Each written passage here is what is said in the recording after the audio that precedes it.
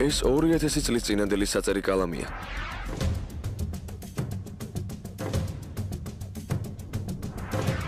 ეს ხორბალი 2000 წლისაა. ეს 2000 წლის წინანდელი სათამაშო კამათელია.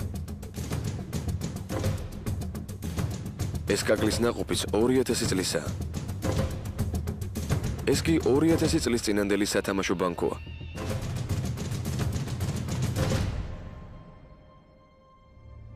ეს ყველაფერი ქართლის შუაგულში 2000 წლის წინანდელი სამეფო სასახლის გათხრისას აღმოჩნდა.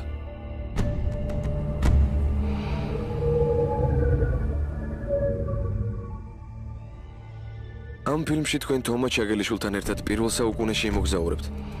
ჩვენ 2000 წლის წინანდელ საქართველოს ცხოვრებაზე მოგითხრობთ. თქვენ შეიტყობთ როგორ იცვამდნენ, რა ენაზე წერდნენ, რა ღმერთის წამდათ, როგორ მუშაობდნენ, როგორ ერთობოდნენ და საერთოდ როგორ ცხოვრობდნენ ჩვენი წინაპრები 2000 წლის წინ.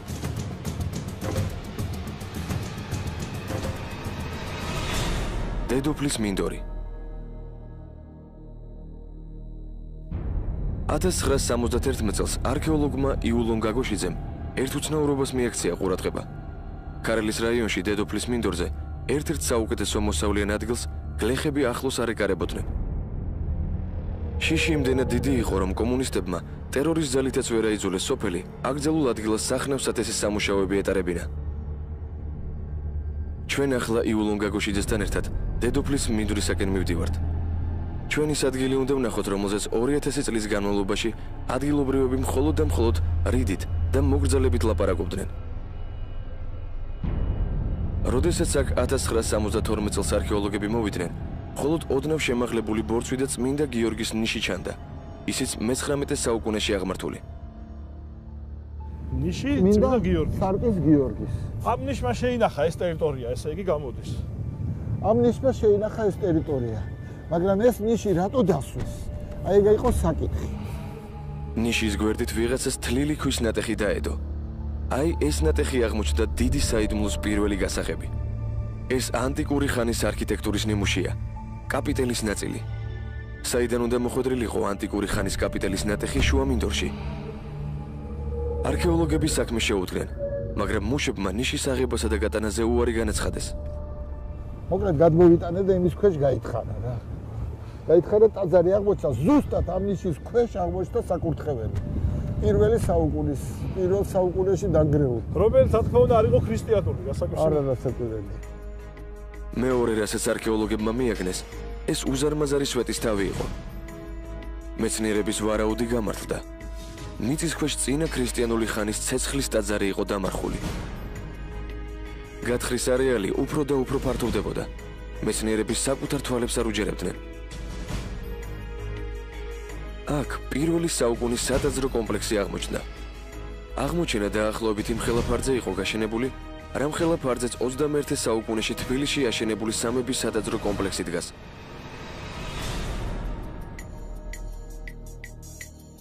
აქ 8 ტაძარი აღმოჩნდა. მთავარი ტაძარი კი მე-11 საუკუნის მცხეთის სვეტის ხოლის ფართობის იყო. სიმაღლე რამდენი ჰქონდა თუ ვიცით ტაძარს? შუა ნაწილი დარბაზი მაღალი იყო, უფრო ვიდრე თქვათ პორტიკები, სადაც აღმოჩნდა ეს სვეტები, კაპიტელები. იმის მიხედვით შეიძლება ვიძულოთ 6-დან 10 მეტრამდე. მეცნიერებმა 3 მეტრის სიმაღლის კედლები გათხარეს. მისი არქიტექტურა შესანიშნავად შენახულიყო. აი ასე გამოიყურებოდა ცეცხლის ტაძარი დანგრევამდე. ტაძარში მოგვები ცეცხლს ჩაუქრობლად აგიზგიზებდნენ და ქართლის მოსახლეობას ზოროასტრიულ საიდუმლოებს აზიარებდნენ. გათხრებისას აღმოჩნდა, რომ ტაძარს მთელი დასახლება ემსახურებოდა. იქვე კრამიტის დასამზადებელ საწარმოსაც კი მიაგნეს. ამხელა რელიგიური ცენტრი ჯერ არავის ენახა. მაგრამ რატომ შეწყვიტა ფუნქციონირება ცეცხლის ტაძარმა? ქრისტიანობა ხომ მხოლოდ მე-4 საუკუნეში შემოვიდა საქართველოში. ტაძარი ძლიერმა მიწისძვრამ დაანგრია. მიწისძვრას ხანძარი მოხვა, რამაც მთელი კომპლექსი გაანადგურა. საქართველოში დამანგრეველი მიწისძვრა ახალი წელთაღრიცხვის 80 წელს მოხდა. სწორედ მაშინ განადგურდა ეს სადაზრო ცენტრიც. მაგრამ მთავარი კითხვები არქეოლოგებს მხოლოდ ახლა უჩნდებოდათ. პირველი საუკუნის რელიგიური კომპლექსის აღმოჩენა მათთვის მხოლოდ ახალი გამოწვევა იყო. ვის ემსახურებოდა ამ ხელა ცენტრი? ვინ ლოცულობდა აქ? ვინ ცხოვრობდა მის გარშემო? ინფორმაცია ისევ ადგილობრივი მოსახლეობის მეხსიერებაში უნდა ეძებათ. გლეხები ამბობდნენ, რომ რელიგიური ცენტრიდან ზუსტად 3 კილომეტრში, დედოფლის გორაზე, რაღაც ძველი ისტორიული ძეგლის ნაშთები იყო.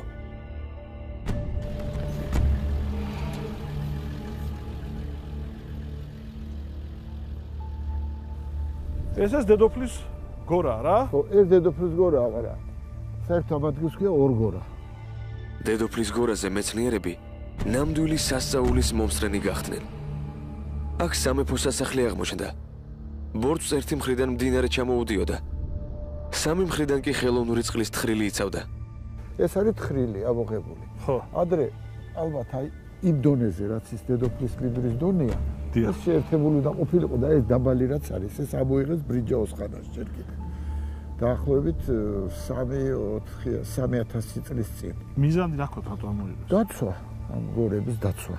სასახლე ახალი წელთაღრიცხვის 80 წელს, ისევე როგორც სატაძრო კომპლექსი, მიწისძვრამ გაანადგურა.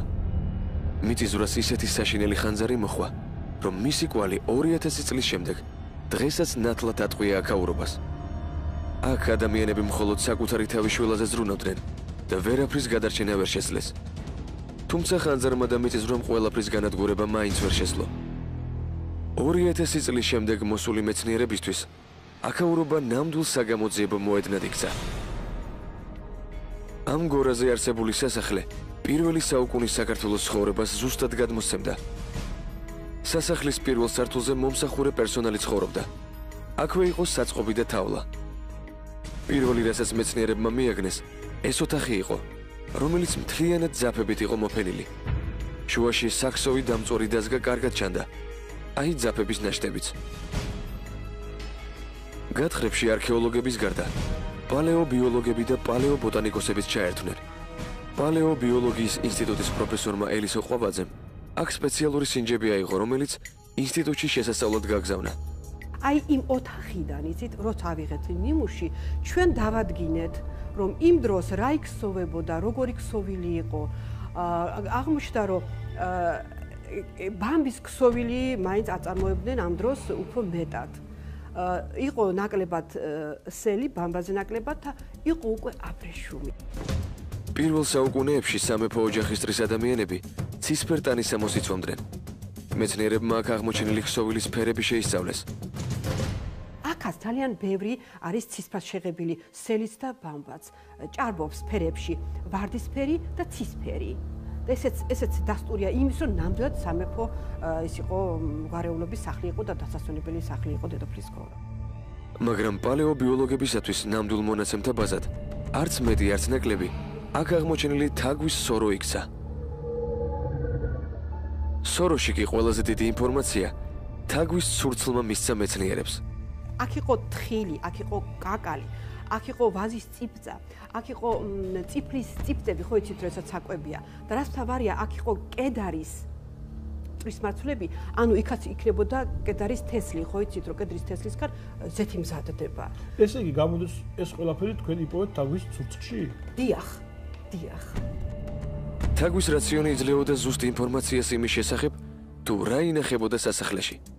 ამას გარდა საწყობებში უამრავი ხორბალი, ჭვავი, ქერი, ფეტვი და კაკალი აღმოჩნდა. ნიმუშები არქეოლოგიის ცენტრში პალეობოტანიკოსებმა შეისწავლეს.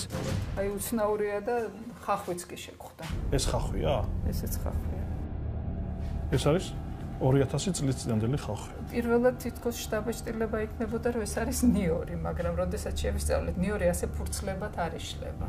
და ეს უფრო უნდა იყოს მრავალშვილიანი ხახვი, რომელიც დღესაც არის გავრცელებული მოსახლეობაში. პირველ საუკუნეში საქართველოში მიწათმოქმედება წამყვან დარგს წარმოადგენდა და სოფლის მეურნეობა ყვაოდა, რაც დედოფლის გორაზე კიდევ ერთხელ დადასტურდა. ესეც რკინის სახნისი, რითაც მიწას ამუშავებდნენ. ესეც ბარი. აი ხო ამ შემთხვევაში ესეთი საინტერესო მასალა შეგხვდა.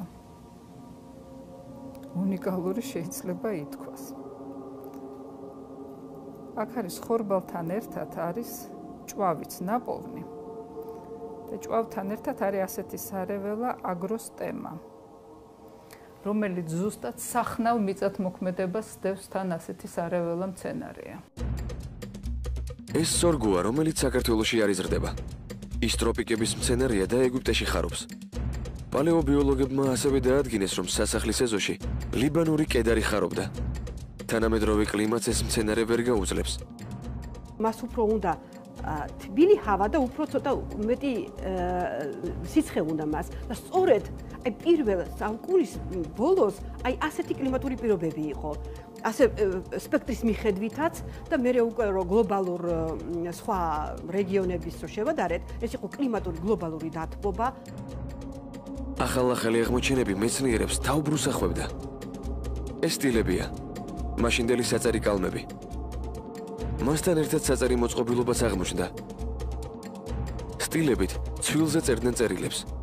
სამეფო ოჯახი, რა თქმა უნდა, განათლებული და მცოდნე იყო. მაგრამ რომელი მეფე ისვენებდა სასახლეში? ან რა ენაზე წერდნენ იმ დროს?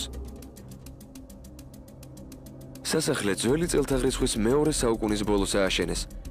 მან დაახლოებით 180 წელი იარსება და დაინგრა. ამ დროს ქართლში ფარნავაზიანთა დინასტიაა. ქართველები ხან რომაელებს და პართელებს ებრძვიან, ხანაც რომის მოკავშირეები არიან. დედაქალაქი მცხეთა აქედან 100 კილომეტრშია. იბერია, როგორც რომაელები მოიხსენიებენ, განვითარებული და კულტურული ქვეყანაა. სავარაუდოდ, სწორედ ფარნავაზიანთა სასახლეა აქ აღმართული. ეს ეგვიპტის სამეფო ოჯახის ბეჭედია, რომელიც საჩუქრად მიიღო აქ მაცხოვრებელმა ოჯახმა. ასეთი ბეჭდები არ იყიდებოდა. წერით კი ქართველები ამ დროს არამეულად წერდნენ, ოღონდ ქართული წესით. ეს ქვევრის პირზე აღმოჩენილი არამეული წარწერაა.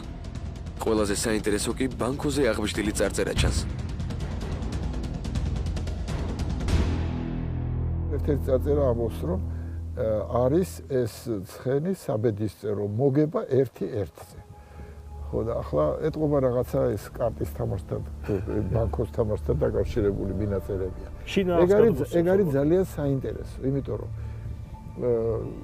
არმაზული დამწერლობა უბრალოდ მარტო სახელმწიფოებრივი, თქვა, დეკრეტებისთვის და იმისთვის კი არ იყო და წერლები კი არ წერდნენ. აი, მოთამაშეებმაც იცოდნენ ამის წერა-კითხვა, ამის წერა და იმიტომ რომ ის წარწერები ხატვის ამოკაწრული არ არის, ის არის მოთამაშეების ამოკაწრული.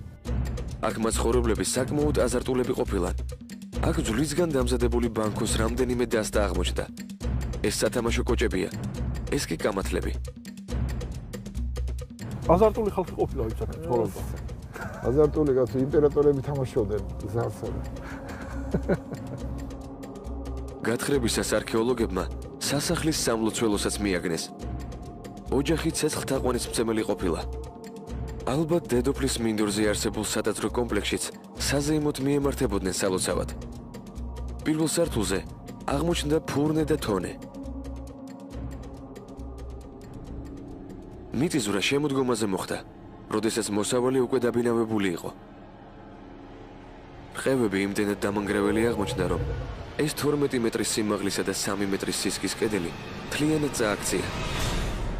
ხანძრის შემდეგ კი თითქმის ყველაფერი განადგურდა. ზედა სართულებიდან, სადაც სამეფო პალატები იყო, ოქროს ნივთები და ძვირფასეულობა ცვიოდა. არქეოლოგებმა აქ საბრძოლო ბექთარის კინახეს. მიწისძვრის შემდეგ აქ ცხოვრება შეწყდა.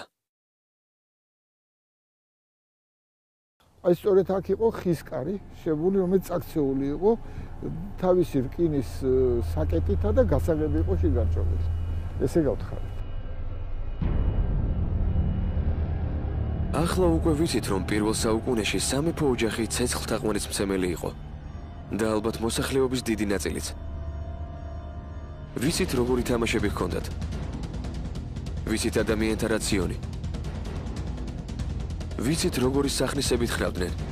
ვიცით, რომ მიწათმოქმედება ერთ-ერთ მთავარ დარგს წარმოადგენდა. ვიცით, რომ დღევანდელთან შედარებით კლიმატი უფრო თბილი იყო. ვიცით, რომ წერდნენ არამეულად. ვიცით, რომ ხმარობდნენ ბამბას, სელს და ჩინურ აბრეშუმსაც კი. ვიცით, რომ ჩინეთიდან მომავალი სავაჭრო გზა უკვე საქართველოზე გადიოდა. ვიცით, რომ მაშენებდნენ ალიზით და ვიცით რომ საკმაოდ კარგი მშენებლები იყვნენ.